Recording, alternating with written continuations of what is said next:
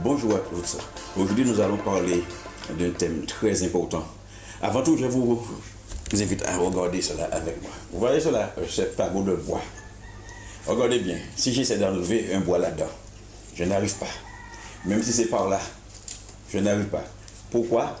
Parce qu'il y a des cordons qui les relient. Donc, on pourrait dire que ces bois sont liés, ils sont reliés, ils sont unis entre eux. Et bien justement, nous allons parler de l'unité dans l'Église. Ça peut être aussi l'unité ailleurs. Nous prenons d'abord un premier texte, Éphésiens chapitre 4, verset 1 à 3. Je vous exhorte donc, moi, le prisonnier dans le Seigneur, à marcher d'une manière digne de la vocation qui vous a été adressée, en toute humilité et douceur, avec patience, vous supportant les uns les autres, avec charité, vous efforçant de conserver l'unité de l'esprit par le lien de la paix.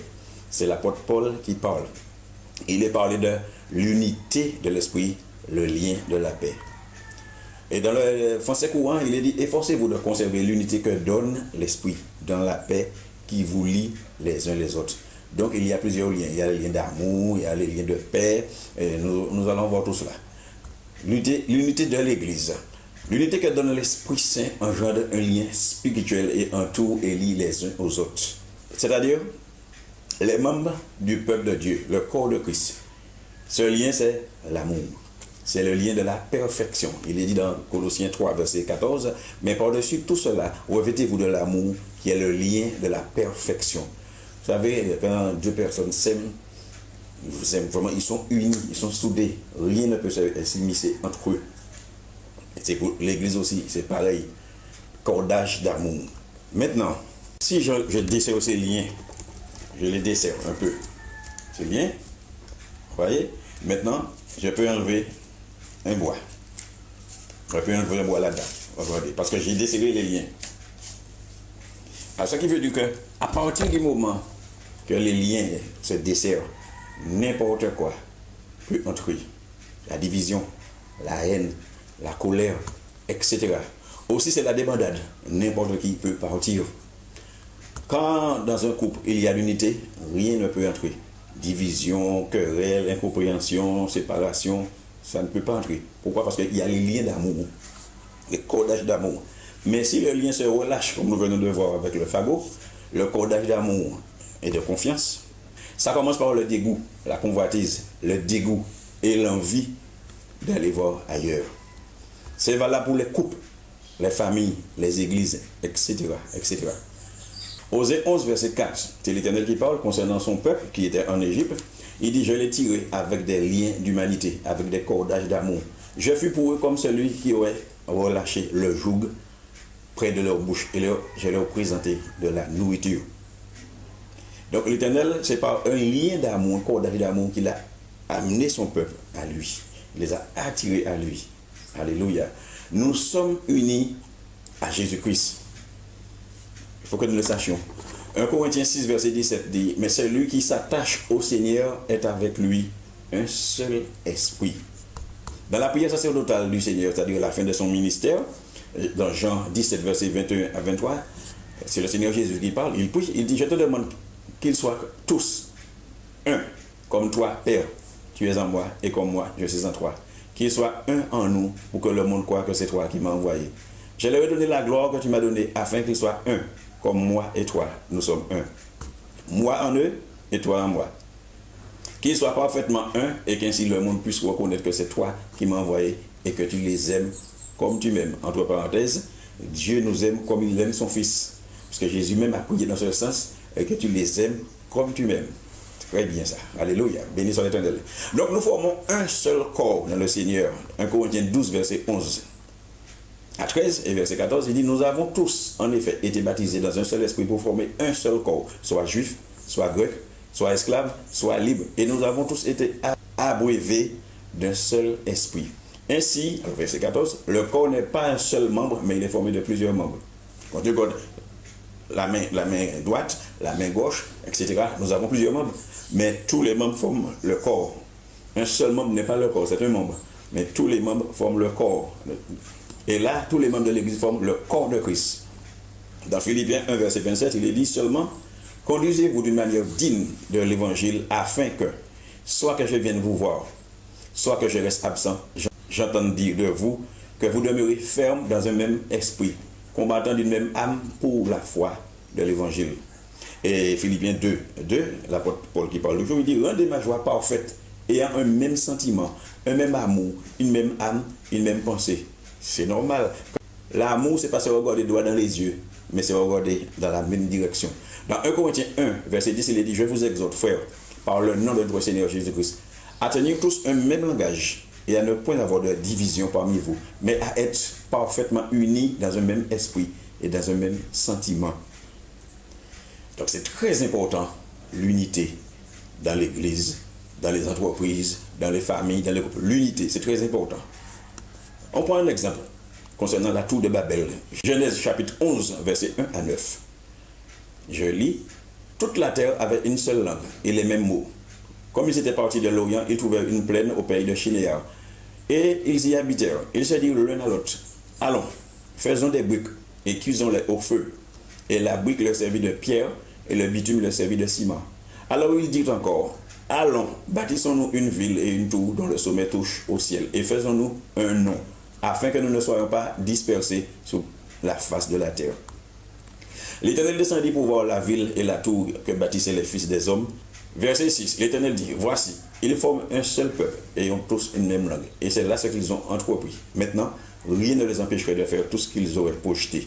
Allons, descendons, et là, confondons leur langue, leur langage, afin qu'ils n'entendent plus la langue les uns des autres. Et l'Éternel les dispersa loin de là, sur la face de toute la terre, et ils cessèrent de bâtir la ville. C'est pourquoi on l'appela du nom de Babel, car c'est là que l'Éternel confondit le langage de toute la terre, et c'est là que l'Éternel les dispersa sur la face de toute la terre. Donc ils étaient unis dans une mauvaise décision. Pourquoi? C'était pour désobéir à Dieu, car Dieu a dit de multiplier la terre, quoi, c'est multiplier, mais ils avaient décidé, ils allaient rester sur place. Mais Dieu est tout puissant, parce que même pour faire le mal, ils s'étaient unis, mais Dieu est tout puissant. Le Seigneur Jésus nous informe que Satan même n'est pas divisé. Dans Marc 3, verset 22 à 24, il est dit, et les scribes qui étaient descendus de Jérusalem dirent, en parlant de Jésus, il est possédé de Belzébuth. C'est par le prince des démons qu'il chasse les démons. Jésus les appela et leur dit sous forme de parabole. Comment Satan peut chasser Satan? Si un royaume est divisé contre lui-même, ce royaume ne peut subsister. Donc même le camp de l'ennemi, ils sont unis. Dans le psaume 68, verset 2, le psalmiste dit, Dieu se lève, ses ennemis se dispersent et ses adversaires fuient devant sa face. Si les ennemis se dispersent, ça veut dire qu'ils étaient unis, ils étaient rassemblés. Parce que quand il y a un groupe, il y a une équipe, ils sont unis. Quand on voit une équipe de foot, par exemple, il y a l'unité entre eux. Ce n'est pas chacun fait ce qu'il veut, mais ils sont unis. Un orchestre aussi, etc. Autre exemple qu'on va voir dans la Bible, Josué chapitre 9, verset 1 à 2. À la nouvelle de ces événements, tous les rois qui se trouvaient à l'ouest du Jourdain, dans la montagne et dans la vallée, et sur toute la côte de la mer Méditerranée, jusque près du Liban, les Hittites, les Amoriens, les Cananéens, les Phérysiens, les Héviens, les Jébusiens, s'unirent d'un commun accord pour combattre ensemble contre Josué et contre Israël. Mais ils ne furent pas les plus forts, car Dieu était avec son peuple. Pourquoi ils ont fait ça? Parce que le peuple d'Israël a remporté une grande victoire devant Haï. Mais c'était un combat qui était dirigé par l'Éternel, l'Éternel des armées. Alors le reste des peuples avaient peur d'Israël. Ils se sont dit, unissons-nous contre Israël, comme ça nous aurons la victoire. Mais Dieu est tout puissant. Même si une équipe s'est réunie contre nous, ils n'ont pas la victoire. La Bible dit, quand le diable vient comme un fleuve, l'Esprit de l'Éternel le met en fuite. Il vient par un chemin, il repart par 7 chemins. Vous savez, bien aimé, même dans les couples, quand il n'y a pas l'unité, c'est la débandade. Quand les liens d'amour se desserrent, se relâchent. Je prends un exemple. Il y a un qui dit, c'est Jésus seul qui sauve. Nous sommes sous la grâce. L'autre dit non, c'est le prêtre. Un autre dit ouais, mais c'est le pape. Donc ça crée une division. Il y a un qui croit que c'est Jésus qui est le chemin, la vérité et la vie. Il y a un autre qui dit ouais, mais il faut passer par le pape. Il y a un autre qui dit oui, mais il faut passer par maman Marie. Mais ça arrive souvent quand un enfant de Dieu va avec un enfant qui n'est pas né de nouveau.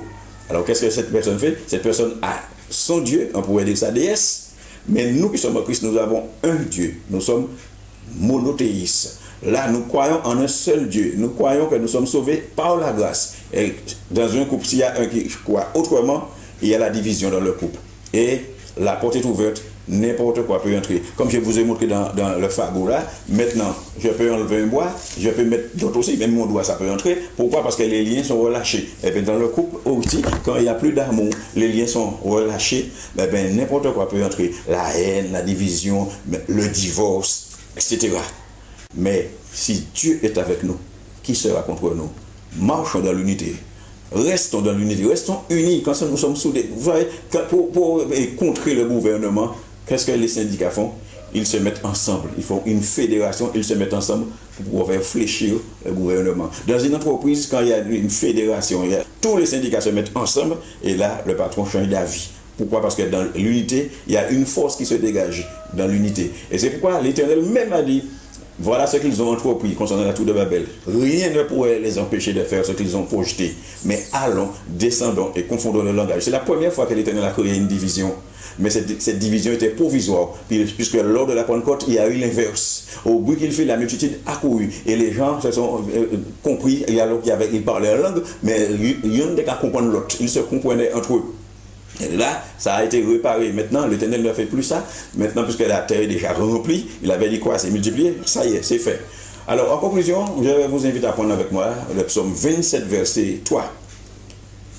Le psalmiste dit, si une armée se campait contre moi, mon cœur n'aurait aucune crainte. Si une guerre s'élevait contre moi, je serais malgré cela plein de confiance.